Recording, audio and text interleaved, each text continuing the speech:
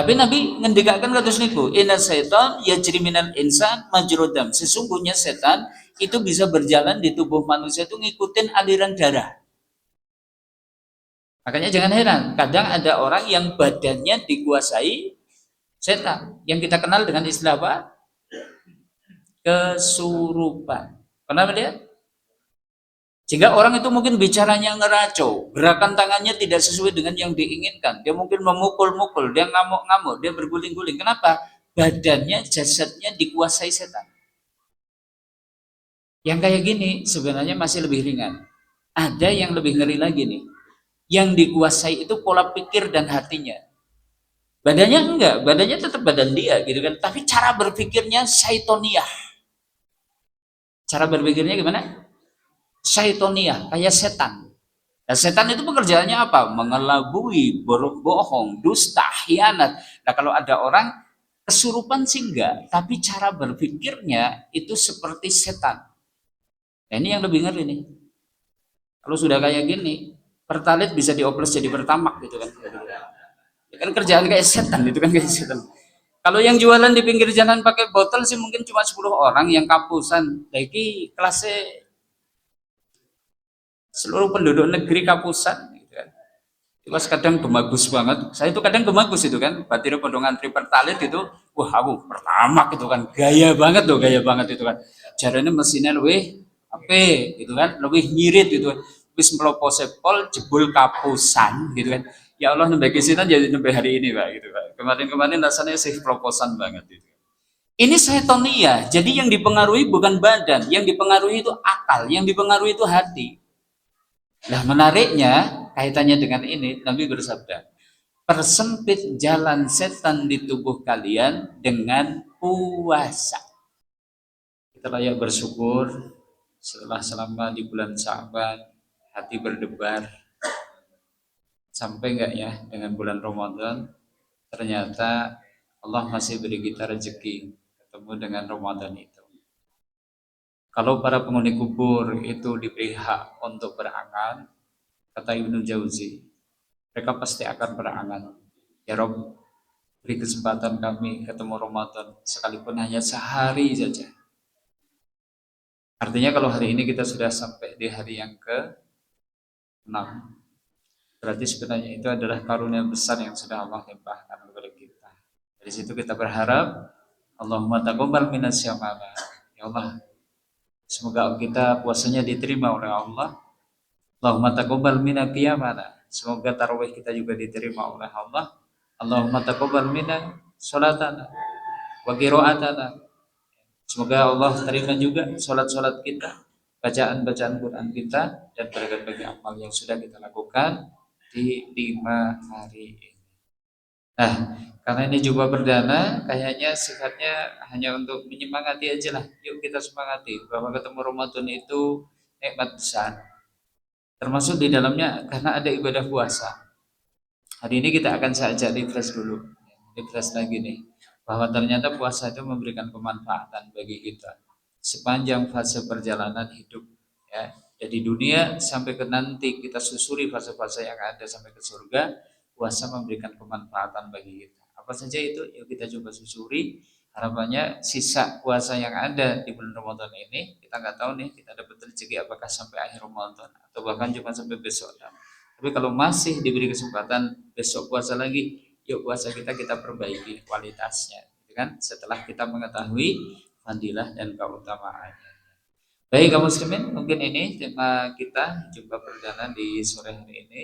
Sebelumnya selawat serta salam semoga senantiasa tercurah pada uswah kita, teladan kita Rasulullah Muhammad sallallahu alaihi wasallam beserta keluarganya, sahabatnya dan juga orang-orang yang istiqomah dalam jalur Islam dan yang baik kaum muslimin, saya ulas lagi nih meresum apa yang ditulis oleh Dr. Umar Sulaiman Al-Asqor ya dalam kitab Al-Ahya Ba'dal Maut, bahwa perjalanan manusia menuju ke surga itu sebenarnya melalui fase-fase yang panjang.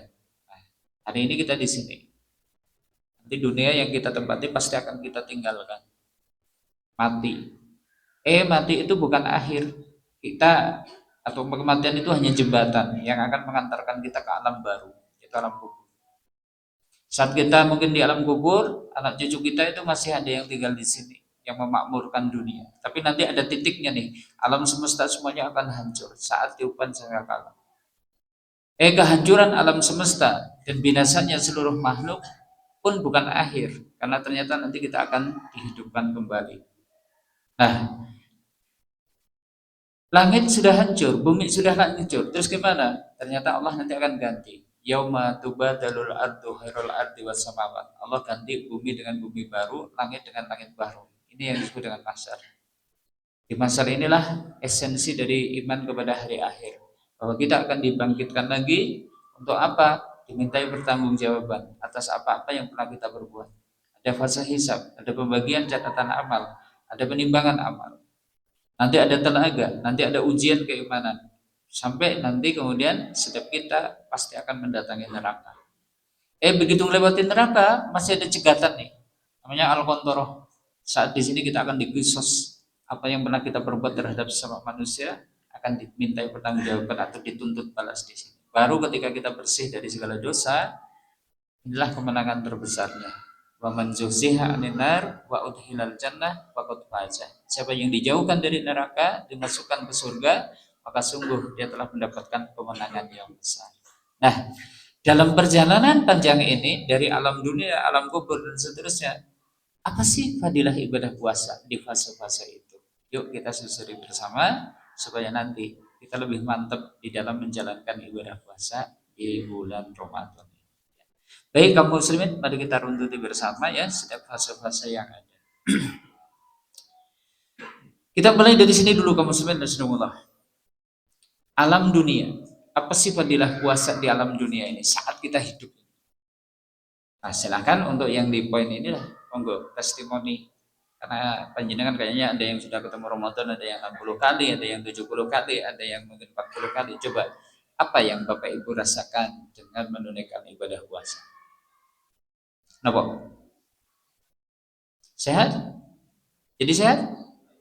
Pokoknya lemas pules. Lemas tapi sehat gitu kan. Alhamdulillah. Ya, ternyata betul. Puasa itu menyehatkan badan. Sekalipun kalau mungkin bicara ada hadis yang membicarakan tentang ini tidak sampai derajat sahih. Ada sih sumu tasihu, puasalah supaya kalian itu sehat. Dan faktanya memang demikian, gitu kan? Ketika kita mungkin badan atau mungkin organ tubuh kita, terutama lambung nih kerja sudah terus-terusan nih, selama 1 tahun, gitu kan? Kayaknya ada butuh saatnya overhaul gitu. Kalau mesin itu overhaul, ini ya suruh ngasose, gitu kan? Di siangnya suruh ngaso 1 bulan. Gitu kan. Dan ternyata itu adalah hal yang bagus. Bahkan kata Dr. Zadul Akbar, kalau kita itu bisa puasa 20 jam tanpa makan, berapa? 20 jam. Bukannya kemudian nanti kemudian bukanya jadi 20 jam sih, enggak juga. Nanti waktunya buka. Tapi nanti setelah mulai jam 9 mulai puasa lagi. Nanti sahurnya cukup dengan air sama kurma aja. Kata beliau, badan kita itu akan berubah menjadi fat burning mesin. Mesin pembakar lemak. Jadi lemak-lemak yang ada di badan yang tidak bagus itu akan dibakar dengannya sehingga kemudian badan menjadi sehat gitu kan. Tapi secara umum andai kita pun berpuasa tidak seperjam itu pun insya Allah akan menyehatkan. Cuma ini tidak boleh jadi niat. Tidak boleh jadi tujuan. Bisa dipahami? Tak poso lah main gula darah normal. Tak poso lah main tensine mudun. Tak poso lah main asam urate pun misalnya. Nggak boleh. Puasanya tetap gimana? Imanan wahtisaban. Kita menunaikannya karena hendak menjalankan perintah Allah. Karena cinta kita kepada Allah. Karena takut kita kepada Allah. Ihtisaban, tidak ada yang diharap kecuali pahala dari Allah Ta'ala saja. Nah itu harus. Nah soal nanti jadi sehat, itu efek samping. Bukan tujuan. Bisa dipahami? Efek samping, tapi efek samping yang baik gitu kan, seperti itu. Karena ini namanya saja fadilah, sehingga bukan jadi tujuan, tapi itu akan menguatkan kita ketika kita menunaikan ibadah puasa. Oke, ini satu, puasa menyehatkan. Dua, Puasa ternyata juga mempersempit jalan setan nih di badan kita. Setan bisa masuk ke tubuh kita? Bisa? Halo? Sakit? Karena nanti kalangan Mu'tazilah mungkin tidak mau mengimani yang kayak gini. Tapi Nabi ngendikakan kados niku, inna syaitan yajri minal insan majrodam. Sesungguhnya setan itu bisa berjalan di tubuh manusia itu ngikutin aliran darah. Makanya jangan heran, kadang ada orang yang badannya dikuasai setan, yang kita kenal dengan istilah apa? Kesurupan. Pernah melihat? Sehingga orang itu mungkin bicaranya ngeracau, gerakan tangannya tidak sesuai dengan yang diinginkan. Dia mungkin memukul-mukul, dia ngamuk-ngamuk, dia berguling-guling. Kenapa? Badannya, jasadnya dikuasai setan. Yang kayak gini sebenarnya masih lebih ringan. Ada yang lebih ngeri lagi nih. Yang dikuasai itu pola pikir dan hatinya. Badannya enggak, badannya tetap badan dia gitu kan. Tapi cara berpikirnya syaitoniah. Cara berpikirnya gimana? Syaitoniah, kayak setan. Dan setan itu pekerjaannya apa? Mengelabui, berbohong, dusta, khianat. Nah kalau ada orang kesurupan sih enggak, tapi cara berpikirnya itu seperti setan. Nah ini yang lebih ngeri nih. Kalau sudah kayak gini, pertalit bisa dioplos jadi pertamak gitu kan. Ya kan kerjaan kayak setan itu kan kayak setan. Kalau yang jualan di pinggir jalan pakai botol sih mungkin cuma 10 orang yang kapusan. Lagi kelasnya seluruh penduduk negeri kapusan gitu kan. Itu kadang gemagus banget. Saya itu kadang gemagus itu kan. Batir pada ngantri pertalit itu, wah aku pertama gitu kan. Gaya banget itu kan. Jarane mesinnya lebih apa gitu kan, lebih nyirit gitu kan. Wis melopo sepol jebul kapusan gitu kan. Ya Allah nembe kisinan jadi nembe hari ini Pak gitu Pak. Kemarin-kemarin rasanya sih proposan banget gitu.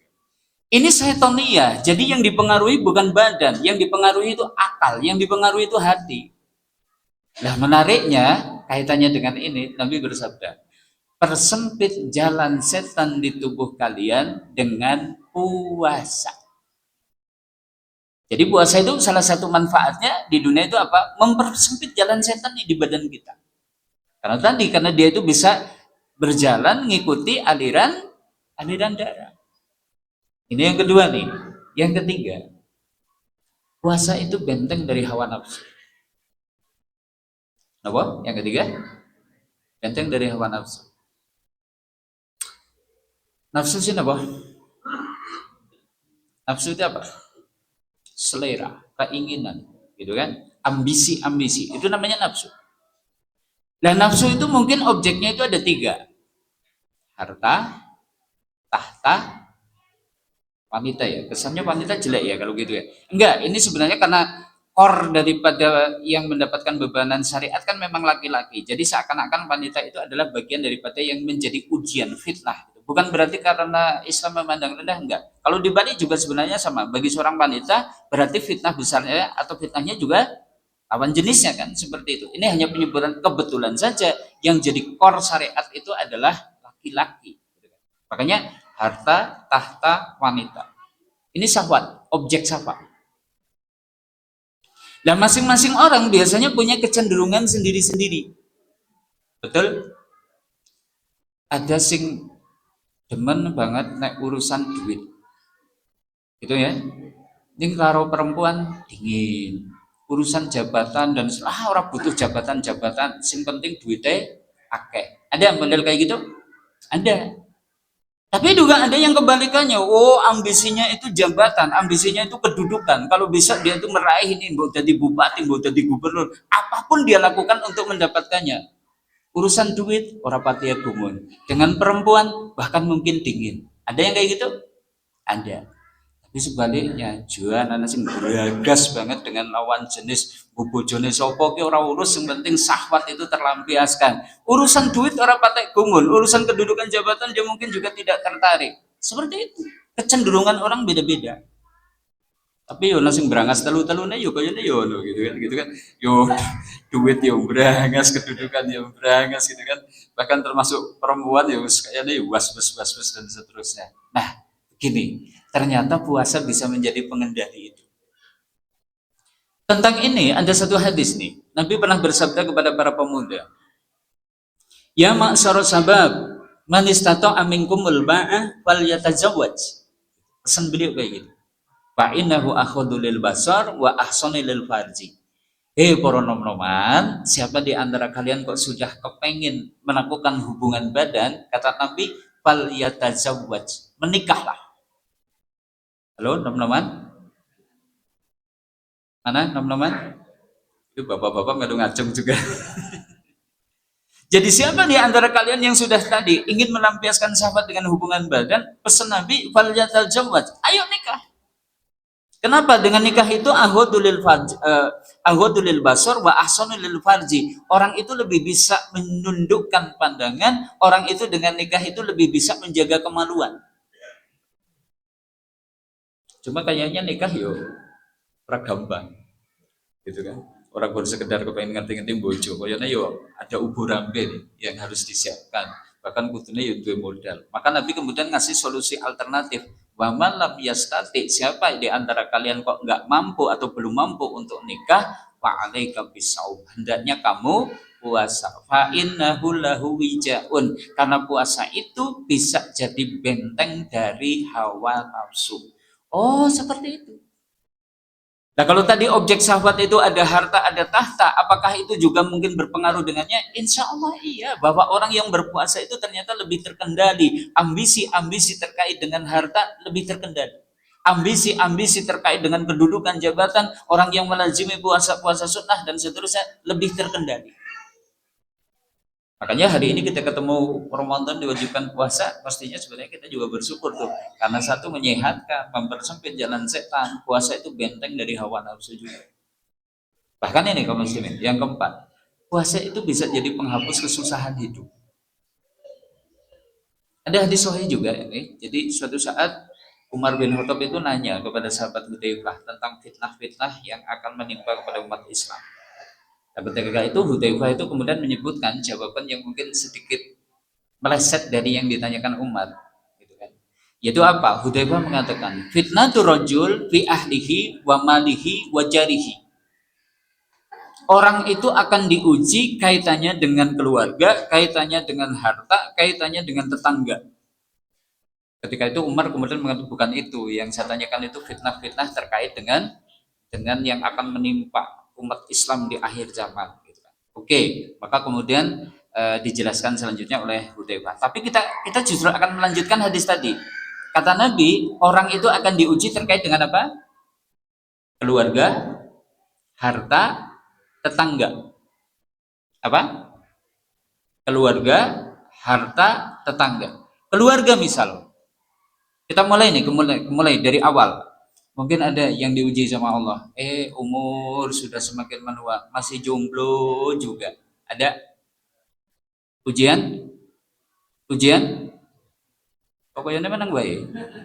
Iya, belum dapat jodoh kan ini juga namanya ujian. Uji. Barang dapat jodoh, diuji lagi tuh. Padu terus karo bojone gitu kan. Ujian lagi? Iya, dikiranya uang kerja bojo lah kayaknya uripe kepenak gitu kan. Bareng bojo malah padu terus karo bojone. Ada juga yang diuji dengan apa? Sekian lama berumah tangga belum juga dikasih momongan. Ujian lagi. Bareng sing diwehi momongan nganti telungan nganti papat, anaknya jan dugal-dugal kabeh. Ujian? Ujian keluarga seperti itu. Ada yang ujiannya harta. Yang sering kami sampaikan. Jangan kayaknya golek duit terkasa banget, direwangi jerih payah banting tulang ya tetap orang nutup kebutuhan yang ada, gitu kan. Direwangi dodol ini dan seterusnya, ujungnya satu, bangkrut. Barang sesekali oleh duit ana baik sing dadak kecopetan, sing dadak kapusan, sing dadak kerampok, sing kena bencana ini dan seterusnya. Ini ada yang ujiannya gitu, kaitannya dengan harta. Ada yang rumah tangganya tentrem, keluarganya nyaman, harta berlimpah, ujiannya tetangga. Yang kemarin sudah kami sampaikan, jan duwe tangga papat ki jan nyebeli kabeh. Sing ngarep omah celudak, sing mburi omah celemer, sing sebelah kanan senenge ngecek watu, sing sebelah kiri tukang grendengi. Jajal, kinten-kinten kepripun?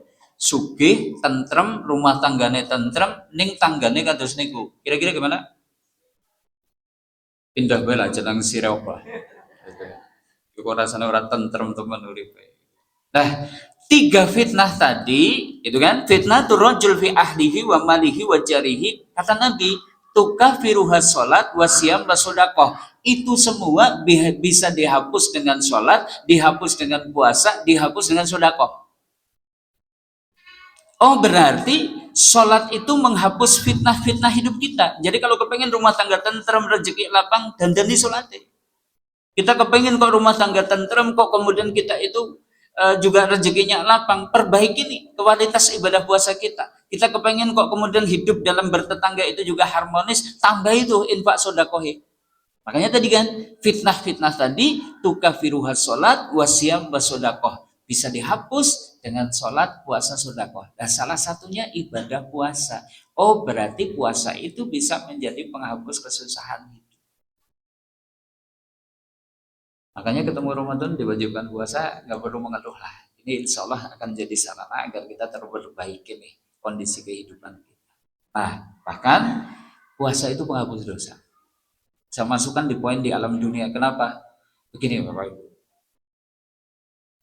Dosa itu menimbulkan keburukan bagi pelakunya, tidak cuma di akhirat, tapi juga di dunia. Itu Pak. Man amila su'an yujabih. Siapa yang melakukan keburukan mesti dibalas. Dibalasnya itu mana? Ya sekarang di dunia, besok di akhirat. Dan balasan di dunia itu atas dosa yang kita perbuat itu apa? Sering kami sampaikan. Dosa itu menyempitkan rezeki, dosa itu menimbulkan petaka pada badan, dosa itu membuat orang mulia jatuh menjadi hina, dosa itu akan membuat urusan-urusan jadi rumit, dosa itu menutup akal, dosa itu mengeraskan hati. Dampak buruk dosa di dunia kayak gitu. Sekarang saya tanya, Bapak Ibu punya dosa enggak? Piro? Sak umah? Sak bulung? Oke, kita banyak dosa. Sementara tadi dosa itu menimbulkan dampak buruk bagi kita di dunia. Maka kita itu butuh. Andai ada alat yang dengannya bisa menjadi penghapus dosa, kayaknya alat itu harus kita miliki. Dan ternyata Allah jadikan salah satu sarana yang bisa menjadi penghapus dosa itu apa?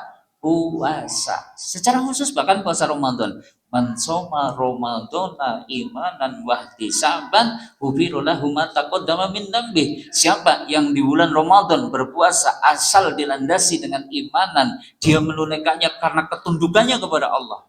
Wahtisaban, dia menunaikannya karena mengharap balasan dari Allah Ta'ala saja. Maka Allah akan hapus baginya dosa-dosa yang telah lalu. Dosa terhapus termasuk dampak buruk dari dosa itu. Oh sing rezekine seret goro-goro dosa jadi lapang. Oh sing ternyata badan sakit-sakitan gara-gara dosa, Allah kasih sehat. Oh yang bisnisnya rumit bermasalah gara-gara dosanya, Allah jadi mudahkan urusan-urusannya. Bahkan tadi Allah akan jaga kemuliaan orang itu tadi setelah terhapusnya dosa itu tadi. Inilah Bapak Ibu. Maka ketemu Ramadan diwajibkan puasa, gimana? Kita harus mensyukurinya. Kita harus berusaha berpuasa dengan sebagus-bagus puasa. Karena faktanya nanti tidak semua orang itu puasanya itu sukses. Bahkan kata Nabi gimana? Kam min so'imin, mayoritas orang-orang yang puasa itu laisalahum min siyamihi ilal ju', enggak dapat apa-apa dari puasanya kecuali lapar. Alhamdulillah. Oke, kita lanjutkan perjalanan. Dunia yang kita tinggali ini siap atau tidak siap, sukarela maupun terpaksa, pasti akan kita tinggalkan. Ending kita secara personal cuma satu, mati. Pasti. Kullu nafsin dha'iqatul maut. Dan kematian itu bukan akhir dari perjalanan hidup kita, itu bukan. Kematian itu hanya jembatan yang akan mengantarkan kita ke alam yang baru, yaitu alam kubur. Sekarang mari kita coba tengok nih. Lalu apa fadilah ibadah puasa ketika kita berada di alam kubur ini? Begini Bapak Ibu. Kubur itu sudah merupakan pendahuluan akhirat. Belum akhirat ya, karena akhirat itu nanti dimulai setelah nafkhatul qiyam, tiupan kebangkitan. Itu baru nanti alam akhirat. Kubur itu baru dinding yang memisahkan antara alam dunia dengan alam akhirat. Tapi sudah merupakan pendahuluan. Maksudnya gimana? sudah mulai petik hasil. Bisa dipahami? Jadi di alam kubur gimana? Kita sudah mulai petik hasil. Kalau di dunia saat hidup kita menanam kebajikan-kebajikan, insya Allah di alam kubur kita pun akan memanen kemuliaan dan kebahagiaan. Tapi sebaliknya, kalau di alam dunia ini kita ternyata yang kita tanam, yang kita perbuat itu adalah keburukan-keburukan. Di alam kubur pun kita akan petik kesengsaraan dan juga penderitaan. Maka sebagian penghuni kubur akan mendapatkan nikmat kubur, sebagian yang lain kubur itu akan menjadi siksa baginya. Makanya kan disebutkan al-qabru imma rawdatun min riyadil jannah wa hufratun min hufarin nar. Kubur itu bisa menjadi salah satu taman di antara taman-tamannya surga, tapi juga bisa menjadi salah satu lembah-lembahnya neraka. Ternyata di alam kubur itu Allah sudah siapkan ada malaikat spesial. Namanya malaikat fatanil kubri, atau kita mengenal dengan nama mungkar wa nakir. Mungkarun wa nakir. Pernah dengar tos mungkar nakir kados nopo? Tak ceritani. Mungkar nakir itu malaikat yang tidak diciptakan seperti malaikat. Kalau malaikat secara umum kan bagus-bagus gitu kan, dengan wajah mungkin kalau digambarkan itu tampan. Yang satu ini enggak. Malaikat yang satu ini itu serem, aswatahum makarradil qasif. Suaranya itu seperti berdek yang menggelegar, wa absaruhum akal barqil khotif. Tatapan matanya itu seperti kilat yang menyambar. Rambutnya bisa mengguncang bumi, ya. Taringnya bisa menggali bumi dan seterusnya. Malaikat fatanil kubri seperti itu. Makanya jangan dikira, jangan besok diuji dengan 3 pertanyaan itu kemudian bisa jawab dengan lanyah. Sekalipun hari ini kita kecepal ditakoni man robuka madinuka wa man nabiyuka, hari ini ditanya kayak gitu gimana? Kecil ya. Besok ketika berhadapan dengan malaikat fatanil kubri langsung blank duluan. Nah, ada yang menarik nih kaitannya dengan ibadah puasa. Apa manfaat ibadah puasa di alam kubur ini? Begini Bapak Ibu. Dalam riwayat Ahmad disebutkan ada satu hadis begini. Idza kana mu'minan, jika mayat itu adalah orang beriman, kanat salatun inda ra'sihi. Salat itu akan berada di atas kepalanya. Wa zakata an yaminihi, zakat akan berada di sebelah kirinya. Wa shaum an shimalihi, puasa itu akan menjadi penjaga di sebelah kirinya. Wa fi'lul khairati wal ihsani ilan nas inda rijlaihi. Perbuatan baiknya kepada sesama manusia, mulai jenengan sering senang nulung dumateng tiang sanes, akan menjadi penjaga dari siksa kubur dari bawah kakinya. Sehingga ketika fayu'ta min qibali ra'sihi, ketika malaikat penyiksa itu datang dari sebelah atasnya, fayaqulu salat yang kemudian menghadang dan kemudian berkata, laisa min qibalil madhal, hei malaikat penyiksa, kamu nggak bisa masuk dari arah sini. Orang ini ahli sholat, nggak cuma sholat wajib, dia itu sergap tahajud, dia itu sergap rawatib, dia itu sergap sholat duha. Ternyata yang jadi tameng itu adalah sholat. Wa yu'ta min qibali yaminihi, kemudian didatangi malaikat penyiksa itu dari sebelah kanannya, yang kemudian menghadang siapa? Zakat, infak, sodakoh yang dia keluarkan. Dia mengatakan, laisa min qibali madhal, kamu nggak bisa masuk dari arah sini. Kenapa? Orang ini ahli infak, orang ini ahli sodakoh, orang ini nyahnya, orang ini bahkan senantiasa menunaikan zakatnya. Maka malaikat datang dari sebelah kirinya. Puasa itu kemudian mencegahnya. Laisa min qibali madhal, kamu nggak bisa masuk dari arah sini. Orang ini ahli puasa, nggak cuma Ramadan tuh, senantiasa Senin Kamis, Ayyamul Bid, bahkan mungkin Daud. Begitu didatangi dari sebelah kakinya, maka kebaikannya kepada sesama manusia, senang nulung dumateng tiang sanes, senang bantu dumateng tiang sanes, ternyata itu akan menjadi penjaga dari bawah kaki kita ketika didatangi oleh malaikat penyiksa kubur. Ternyata salah satu dari penjaga kita dari siksa kubur itu apa? Puasa. Nah, dari sini kamu muslimin dan saudara, sekali lagi, yuk kita syukuri nih masih bisa ketemu Ramadan, diwajibkan puasa, kita bisa menunaikannya. Kita berharap kita termasuk nanti orang-orang yang selamat ketika di alam kubur, tidak mendapatkan siksa, bahkan kemudian mendapatkan nikmat. Ini kaum muslimin fadilah di puasa di alam kubur. Yuk kita lanjutkan perjalanan. Tadi ya, ketika kita berada di alam kubur, alam dunia ini mungkin masih eksis. Ada anak cucu kita, duriah-duriah kita yang masih memakmurkan alam dunia ini. Tapi nanti ada titiknya ketika sangkakala ditiup. Apa yang terjadi? Tiba-tiba bumi bergoncang dengan goncangan yang dahsyat. Tiba-tiba kita itu melihat bumi itu kemudian terbelah. Gunung-gunung berhambur-hamburan, bintang-bintang berjatuhan, langit itu terlihat berwarna merah seperti kilapan minyak, bahkan kemudian runtuh sehingga kemudian matahari itu kemudian digulung.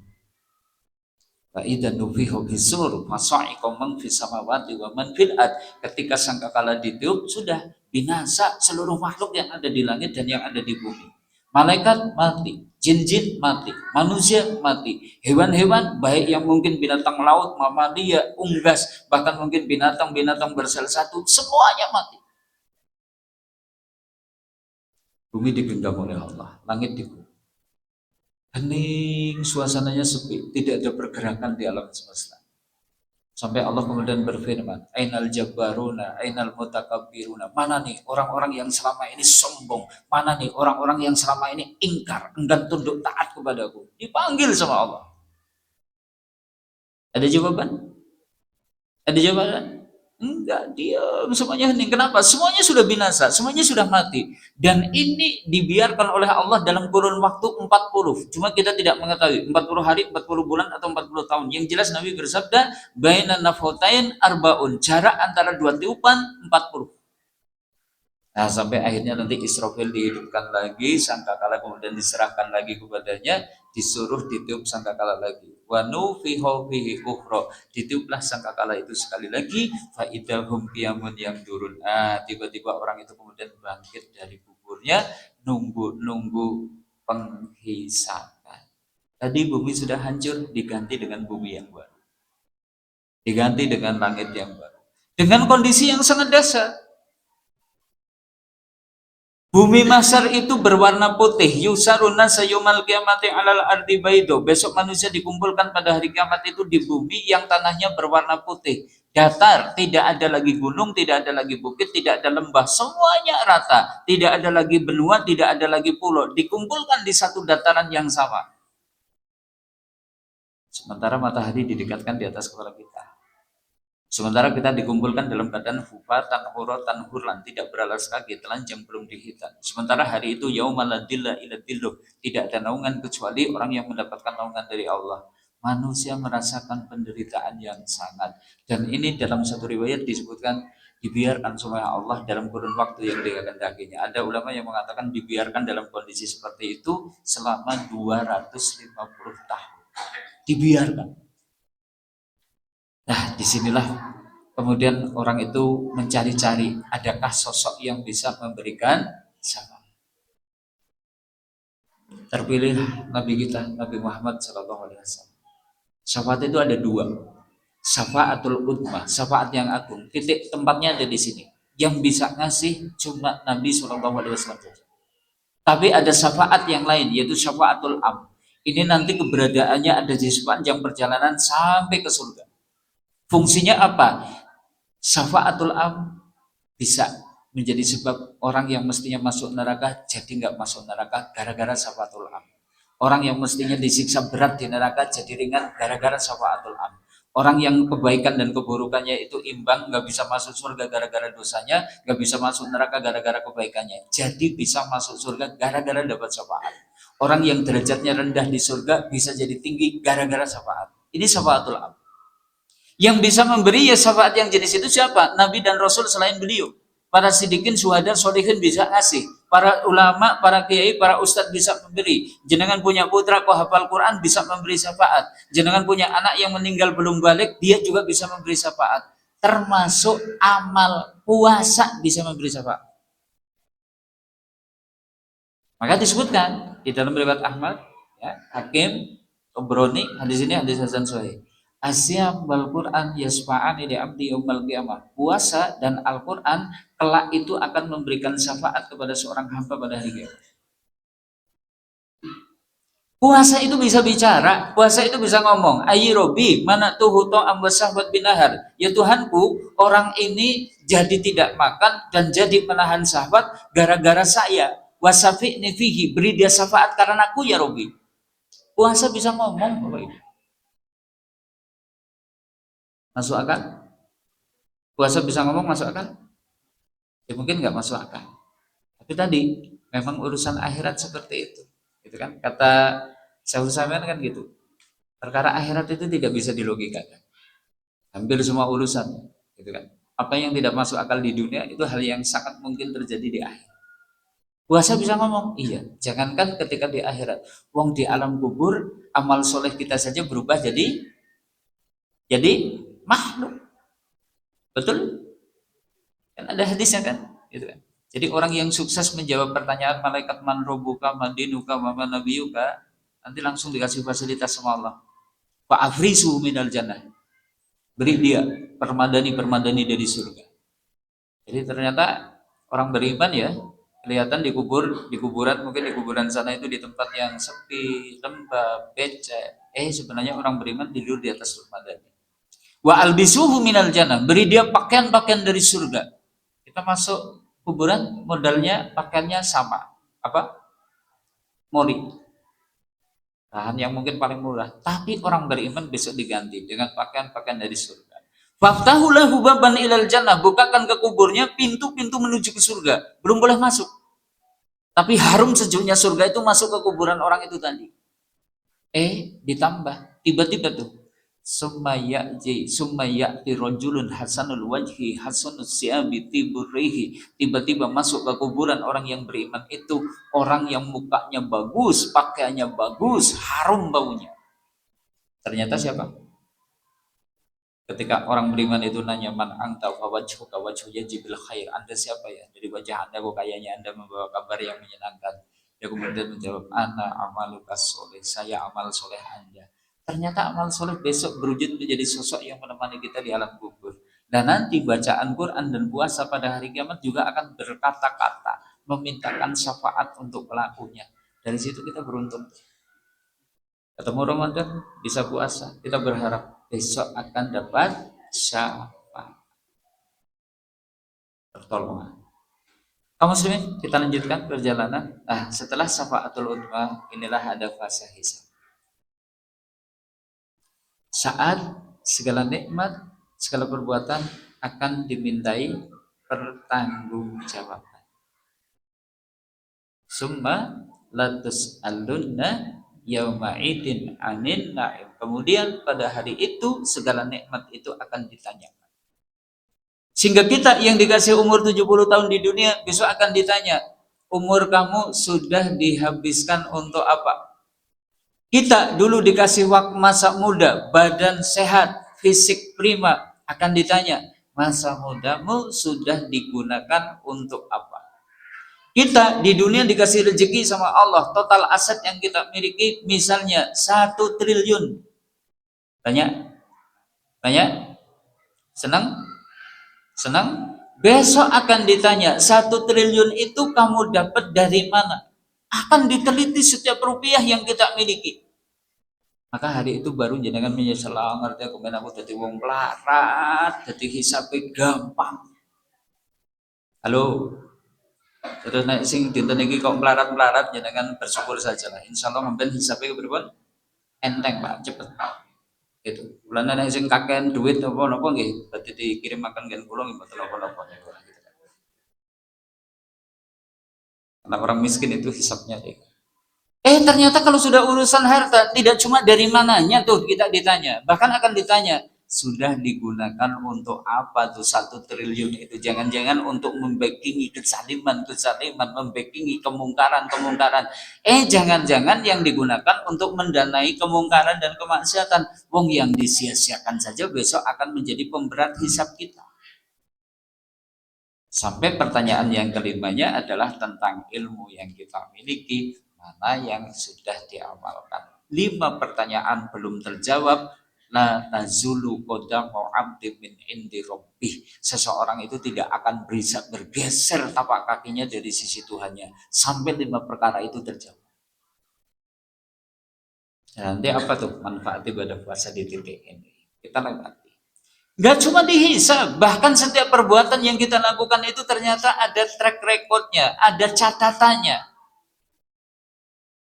Sering kami sampaikan, sekedar gerak bibir, jenengan kok kemudian bibir bergerak ke kiri 1 senti, ke kanan 1 senti, dicentang, sodakoh.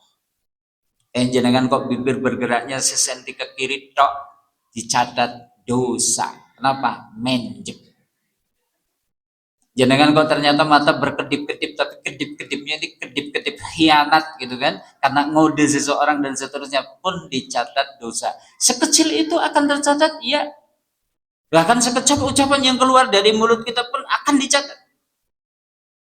Sehingga orang yang banyak berbuat dosa begitu mendapatkan kitab catatan amal itu langsung berteriak, ya wailatana mali hadal kitab, tuh kitab apa ini, celaka saya, la yuhadiru sohirotan wala kabirotan ila ahsoha, yang tidak meninggalkan satu perbuatan kecil maupun besar, semuanya ada catatannya. Wa yajidu ma'amilu hadiron, dia dapati semua yang dia perbuat ternyata hadir, ada tuh di dalam kitab catatan amal. Nanti kita tengok apa manfaat puasa di titik. Penghisaban nggak cuma itu, bahkan masih ditambah, semua amal akan ditimbang. Sehingga orang yang berbuat bajik sekalipun nilainya seberat darah, wa may ya'mal misqala dzarratin saron. Khairon dulu ya. Siapa yang melakukan perbuatan kebajikan sekalipun itu nilainya seberat biji zarah, ya rohu, dia pasti akan melihat dampaknya. Tapi kebalikannya pun, siapa yang melakukan tindak kejahatan sekalipun nilainya seberat biji zarah juga akan melihat dampaknya. Inilah mizan. Sekarang di titik-titik ini apa sih manfaat ibadah puasa? Satu ini, Nabi itu sebutkan, biso imin farhatani yafrohuhuma. Bagi orang puasa ada 2 kegembiraan yang akan menggembirakannya. 1, ida aftoro, ketika buka. 2, wa ida laqiyarobahu, ketika bertemu dengan Tuhannya, fariha bisaumihi, dia itu bahagia dengan puasanya. Tadi yang pertama, bahagianya kapan? Saat berbuka. Betul? Kalau buka bahagia, kenapa? Kenapa? Dawet, kolak, opor ayam, rendang, itu kan, bandeng presto dan seterusnya. Bukan. Ternyata yang bikin gembira bukan itu. Sering kami sampaikan, wong buktinya kita minum seteguk air saja rasanya gimana? Ya Allah, sudah puasnya luar biasa. Sehingga apa yang di pagi hari kita angan-angankan bahwa itu sesuatu yang lezat, enak dan seterusnya, pripun? Ternyata biasa-biasa saja tuh. Nah, esok-esok ibu-ibu pas di depan tukang sayur, baru balungan, kayaknya kayak nak esok balungan, kayaknya gue buka enak.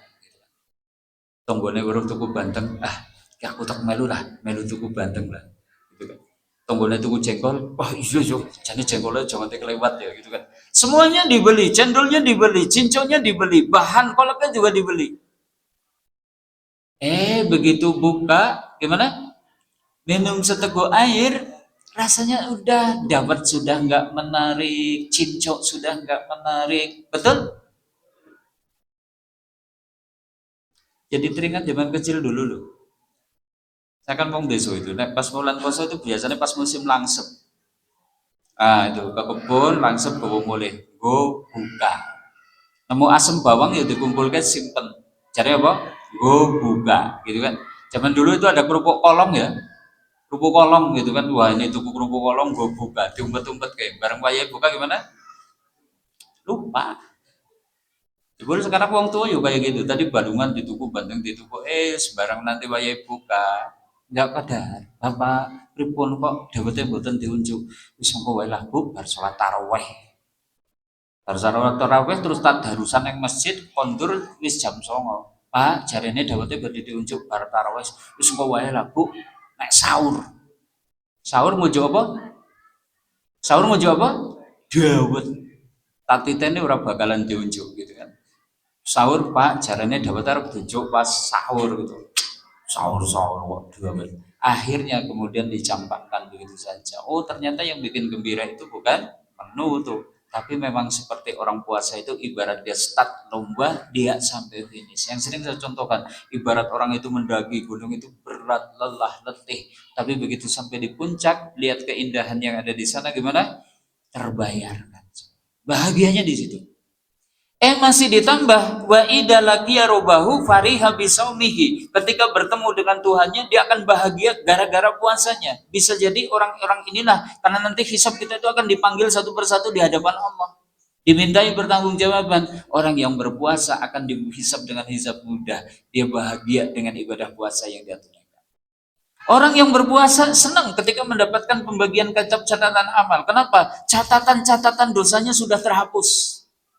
Sehingga yang kemudian nampak dalam kitab catatan amal itu adalah kebaikan-kebaikan amal solehnya. Kan tadi, man soma ramadhana imanan wahtisaban ghufirallahu ma taqaddama min dambi. Di dunia puasa menghapus dosa, dampak buruk dari dosa terhilangkan. Di akhirat dengan dihapuskannya dosa-dosanya, kitab catatan amalnya menjadi bagus. Dan ketika di mizan, puasa akan memberatkan timbangan kebaikan kita. Kenapa?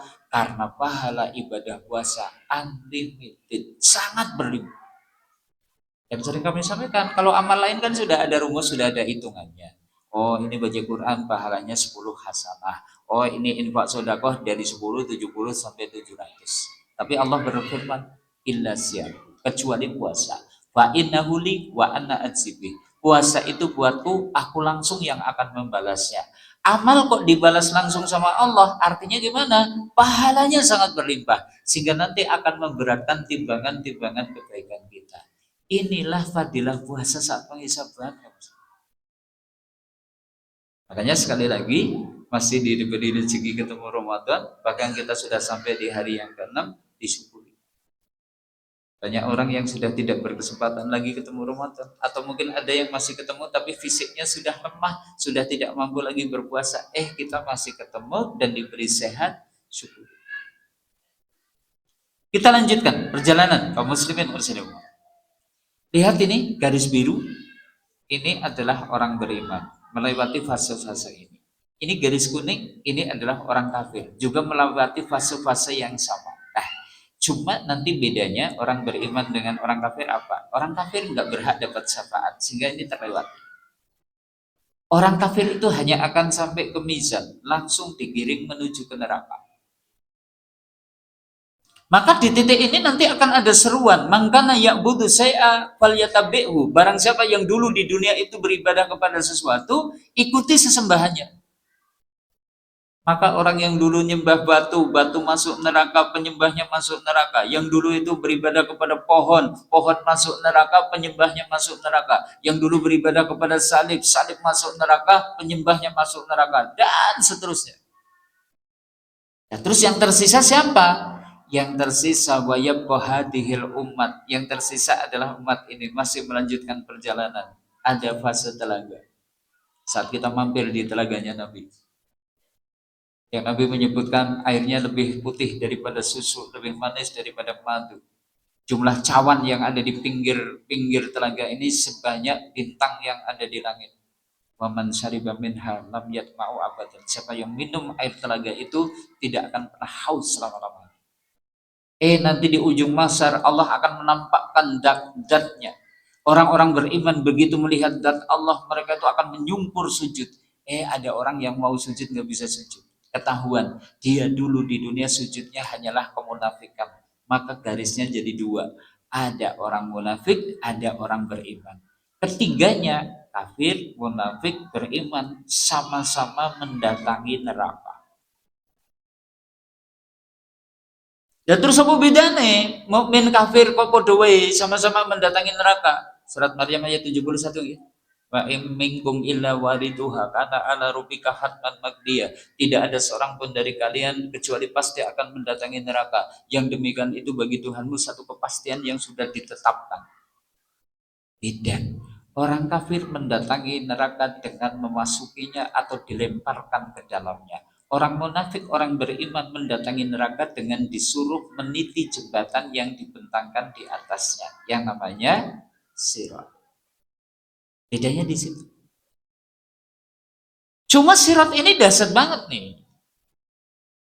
Mudhadatun manzilatun 'alaiha khatatifu wa kaladiku. Sirat itu jalan yang licin lagi menggelincirkan, di atasnya ada besi-besi penyambar, cakar-cakar pengait, di kanan kirinya ada duri-duri yang membahayakan.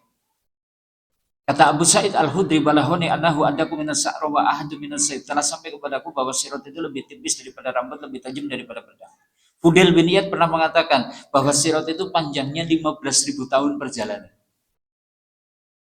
Dan ternyata di bawah sirat itu apa? Api jahanam, neraka yang bisa menyambar orang yang lewat di atasnya. Di hari itulah baru jenengan nyadar, ya Allah, alhamdulillah rumiyin kula teng taun 2020 tasih gesang tasih saged pinanggih Ramadan, saya bisa puasa. Hari itu dia merasakan puasa itu ternyata bisa jadi tameng dari api neraka. Asyamu junatun yastajinu bihal abdu yaumal qiyamah. Puasa itu adalah perisai yang akan menjadi pelindung bagi seorang hamba besok pada hari kiamat. Salah satunya ketika kita menyeberangi sirat. Karena tadi di bawahnya api jahanam itu bisa menyambar tuh orang yang ada di bawah, di atasnya. Tamengnya.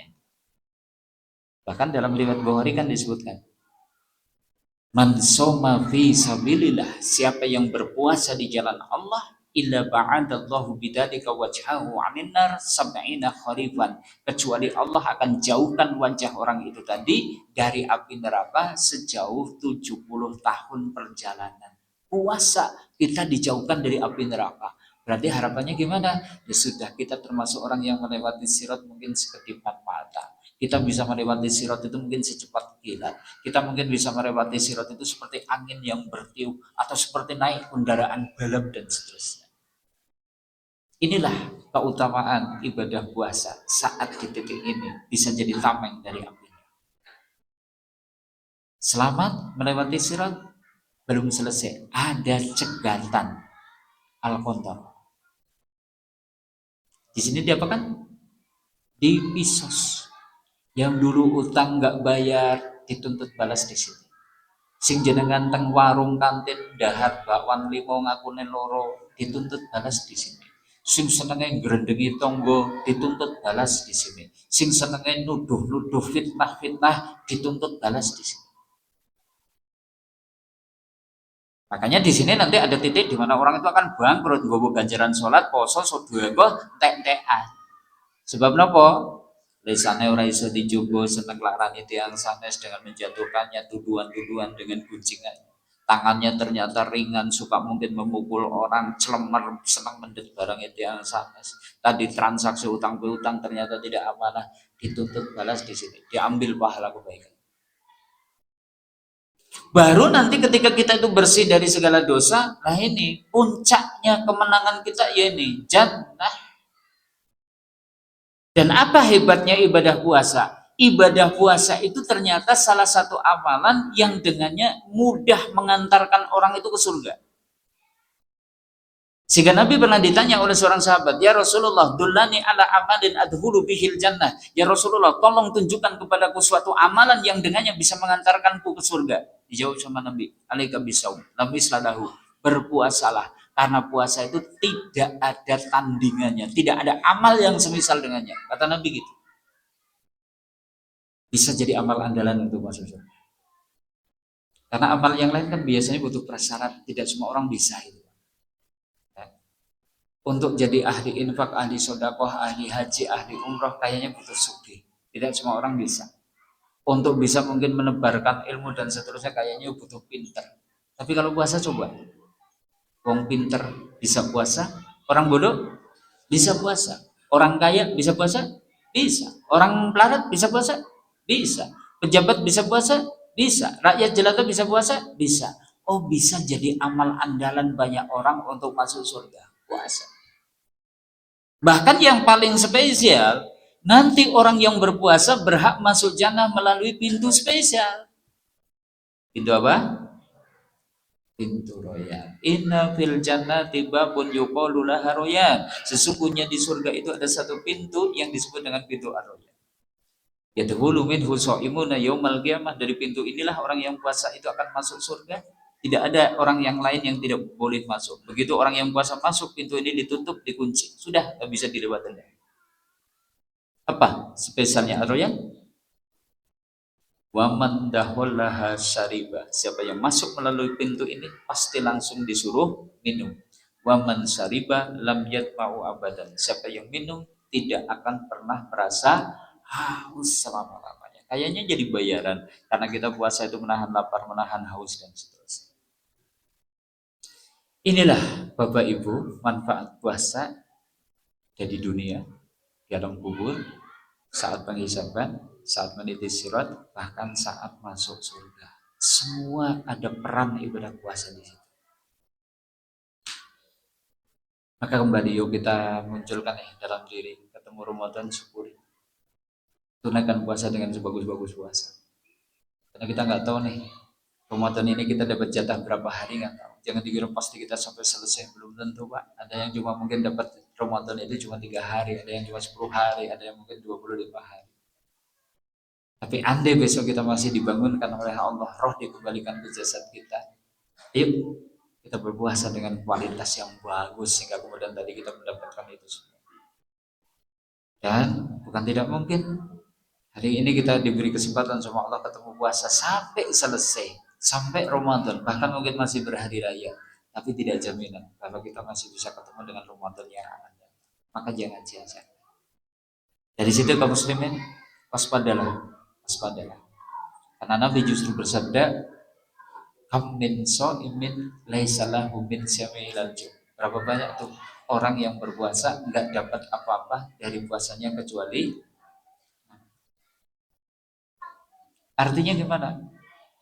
Dia puasa tapi tidak jadi tameng saat di alam kubur dari malaikat penyiksa kubur. Dia puasa tapi tidak kemudian berhak dapat syafaat. Dia puasa tidak kemudian dimudahkan hisabnya, tidak kemudian bagus kitab catatan amalnya, tidak kemudian berat timbangan kebaikannya. Dia puasa bahkan ketika di atas syirat pun dia tidak punya pelindung dari api neraka. Bahkan dia pun tidak layak masuk jannah melalui pintu spesial, pintu ar-rayyan. Bahkan puasanya hanya dapat lapar saja. A'udzubillah. Jadi antara dosa-dosa yang paling merusak, sering kami ingatkan, lesan. Apa? Lesan. Man lam yada' qaula zur wal amal bi. Siapa yang tidak bisa meninggalkan ucapan-ucapan dusta dan juga perbuatan-perbuatan dusta, falaisa billahi hajatun fi ayyada ta'amahu wa sarabahu. Allah mboten ngersake ngene tiyang wau mboten dihar mboten muncul. Allah mboten ngersake puasanya orang itu jika puasa ternyata masih bohong, jika puasa ternyata masih menggunjing, jika puasa ternyata masih nuduh-nuduh, jika puasa ternyata jualan masih juga apus-apus, mungkin curang dalam takaran dan timbangan, mungkin bikin oplos-oplosan. Tadi ya, kalau miras oplosan dampaknya ternyata masih sebagian kecil warga saja. Tapi kalau pertalit oplosan gimana? Itu bukan oplosan Ustadz, itu kan bending. Bending ya namanya ya. Ya, bending. Jadi itu bahasa ilmiah. Jadi men wong bodoh ki orang mudeng karepe nek dioplos gitu. Padahal nek diterjemahke bahasa Jawa, bending itu apa? Yang ngoplos. Cuma bahasanya bending. Jadi kemudian ditambahin sesuatu supaya kemudian jadi pertama gitu dan seterusnya. Mohon maaf ini kaum muslimin dan saudara, mungkin ini gaji kita ya. Sifatnya hanya sekedar mengingatkan bahwa puasa itu dahsyat banget. Sehingga kemudian mestinya kita itu mensyukuri nikmat perjumpaan kita dengan Ramadan. Itu ini saja dulu kaum muslimin dan saudara ya kaji kita di sore hari ini. Sengaja mungkin refresh materi-materi lawas supaya menyegarkan kembali, menyemangati kembali. Semoga puasa kita diterima sama Allah. Dan jangan lupa sebelum nanti berbuka, tolong doakan saudara kita yang ada di Palestina, karena mereka hari ini pun lagi ada tantangan baru lagi tuh, yaitu apa? Israel ngancem bantuan kemanusiaan nggak boleh masuk ke sana, sehingga nanti kayaknya Ramadan, Syawal mestinya kita berhari raya, bahkan ada saudara kita yang mungkin mau buka aja susah. Kita mungkin sedang berhari raya, mungkin ada saudara kita yang ternyata mungkin bahkan mungkin nggak bisa makan dengan cukup, tidak bisa beli pakaian baru dan seterusnya. Tolonglah doakan untuk saudara kita yang ada di sana. Mumpung Ramadan bulan doa-doa mustajab. Demikian dari kami, kami pangapunten. Kalau ada tutur kata yang kurang berkenan, ada benarnya dari Allah, ada salahnya dari diri kami pribadi. Billahi taufiq wal hidayah. Assalamualaikum warahmatullahi wabarakatuh.